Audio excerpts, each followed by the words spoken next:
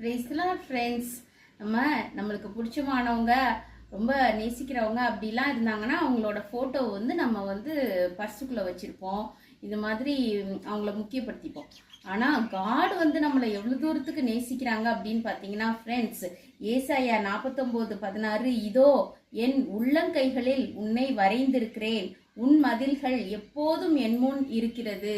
ஆமா ஃப்ரெண்ட்ஸ், தன்னோட உள்ளங்கையில் நம்மளை வரைஞ்சி நம்மளை பார்த்து ரசித்து நம்மளோட லைஃப்பை எல்லாம் மானிட்டர் பண்ணுற ஒரு அன்பான தேவன் நம்மளுக்கு இருக்கிறாங்க ஃப்ரெண்ட்ஸ். அவரை மாதிரி டீப்பாக நம்ம மேலே பாஸ் ஆக்கிறதுக்கு, நம்மளை நேசிக்கிறதுக்கு, நம்மளை வழி நடத்துறதுக்கு யாராலையும் முடியாது ஃப்ரெண்ட்ஸ். இந்த மாதிரி ஆசமாக நம்மளை நேசிக்கிற அந்த காட் வந்து நம்மளுக்கு இருக்கிறனால நம்ம வந்துட்டு எப்பயும் ஹாப்பியாக, இவங்க ரிஜெக்ட் பண்ணிட்டாங்களே அவங்க ரிஜெக்ட் பண்ணிட்டாங்களேன்னு ஃபீல் பண்ணாமல் ஹாப்பியாக கர்த்தருக்குள்ளே ஹாப்பியாக எப்பயும் இருக்கலாம் ஃப்ரெண்ட்ஸ்.